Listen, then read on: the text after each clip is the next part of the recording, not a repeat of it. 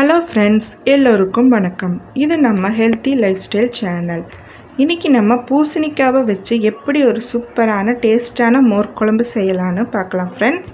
அதுக்கு தேவையான பொருள் என்னென்னா, நான் 1/2 கிலோ பூசணிக்காவை எடுத்து கழுவி கட் பண்ணி வச்சுருக்கேன் இந்த மாதிரி சைஸில். நெக்ஸ்ட்டு நம்ம மசாலாவுக்கு 4 பச்சை மிளகா வச்சுருக்கேன். 1 டீஸ்பூன் ஜீரகம், 1/2 டீஸ்பூன் மஞ்சத்தூள், ஒரு சின்ன துண்டு இஞ்சி.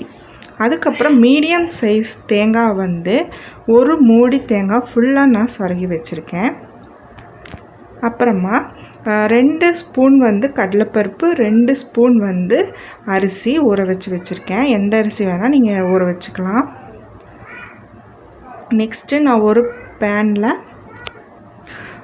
கட் பண்ணி வச்சுருக்கிற பூசணிக்காவை தண்ணியோடு சேர்த்து நல்லா வேக வைக்க போகிறேன்.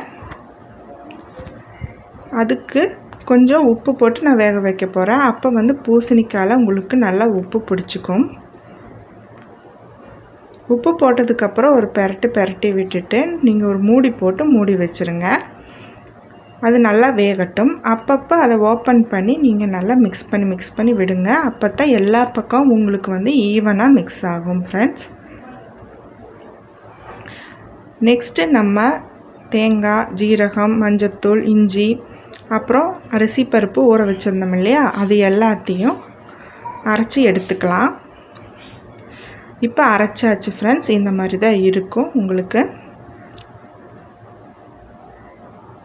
இப்போ பூசணிக்காய் நல்லா வெந்துருச்சு. அது கூட நம்ம அரைச்சி வச்சுருக்கிற மசாலாவை சேர்த்துக்கலாம். சேர்த்துட்டு தேவையான அளவு தண்ணி விட்டு நம்ம கலந்துக்கலாம் ஃப்ரெண்ட்ஸ். இது நல்லா கொதிக்கட்டும். பச்சை வாசம் போகிற வரைக்கும் கொதிக்கணும் ஃப்ரெண்ட்ஸ். இதில் தேவையான அளவு உப்பு சேர்த்துக்கோங்க. இப்போ நல்லா கொதிச்சிருச்சு. பச்சை வாசமெல்லாம் போயிருச்சு ஃப்ரெண்ட்ஸ். இப்போ ஸ்டவ்வை ஆஃப் பண்ணிக்கலாம். நெக்ஸ்ட்டு 1/4 லிட்டர் தயிர் நான் மோராக அடித்து வச்சுருக்கேன் ஃப்ரெண்ட்ஸ். இந்த மாதிரி நீங்கள் ஸ்பூனை வச்சு கலந்துக்கிட்டிங்கனாலே அது இந்த மாதிரி கன்சிஸ்டன்சி வந்துடும். இல்லாட்டி நீங்கள் மிக்சியில் கூடி போட்டு அடிச்சுக்கலாம் மோர் மாதிரி. இப்போ கொஞ்சம் ஆறுனதுக்கப்புறம் இந்த தயிரை நம்ம அதில் மிக்ஸ் பண்ணிக்கலாம். சூடோடு நீங்கள் மிக்ஸ் பண்ண வேண்டாம். கொஞ்சம் சூடு ஆறுனதுக்கப்புறம் நீங்கள் இந்த தயிரை மிக்ஸ் பண்ணிக்கோங்க. இது கொஞ்சம் புளிச்ச தயிராக இருந்தால் ரொம்ப நல்லாயிருக்கும் டேஸ்ட்டு. ரொம்ப புளிக்க வேண்டாம். லைட்டாக புளிச்ச தயிரை நம்ம ஊற்றிக்கலாம். பாருங்கள் ஃப்ரெண்ட்ஸ், இந்த கன்சிஸ்டன்சி இருக்கணும். ரொம்ப கெட்டியாகவும் இல்லாமல் ரொம்ப தண்ணி மாதிரி இல்லாமல் இந்தளவு இருந்தால் சாதத்தில் பிணைஞ்சு சாப்பிட ரொம்ப நல்லாயிருக்கும். நெக்ஸ்ட்டு நம்ம இதை தாளிச்சிடலாம். நான் 2 ஸ்பூன் தேங்காய் எண்ணெய் ஊற்றிருக்கேன். அதில் கொஞ்சமாக கடுகு, கொஞ்சமாக ஜீரகம் 1/2 டீஸ்பூன், அப்புறமா ஃப்ளேவருக்காக கருவேப்பில், 2 வரமிளகா, 4 பல் பூண்டு வச்சுருக்கேன் ஃப்ரெண்ட்ஸ். இந்த பூண்டோட ஃப்ளேவர் ரொம்பவே சூப்பராக இருக்கும்.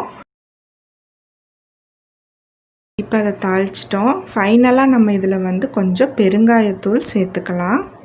ஒரு 2 சிட்டிகை சேர்த்துக்கலாம் ஃப்ரெண்ட்ஸ். இது குழம்புக்கு ஒரு நல்ல மணத்தை கொடுக்கும். ரொம்ப நல்லது கூடி உடம்புக்கு. அவ்வளோதான், இந்த குழம்புல சேர்த்தாச்சு ஃப்ரெண்ட்ஸ். நம்மளோட சூப்பரான மோர் குழம்பு ரெடி ஆயிருச்சு. கண்டிப்பாக ட்ரை பண்ணி பாருங்கள். நீங்கள் நார்மலாக சாப்பிட்றத விட நீங்கள் அதிகமாகவே நீங்கள் சாப்பிடுவீங்க சாப்பாடு.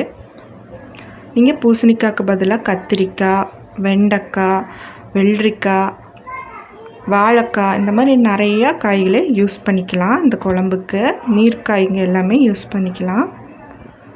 என்னோட சேனல் உங்களுக்கு பிடிச்சிருந்தா லைக் பண்ணுங்கள், ஷேர் பண்ணுங்கள், மறக்காமல் நம்ம சேனலை சப்ஸ்கிரைப் பண்ணுங்கள். Thank you friends.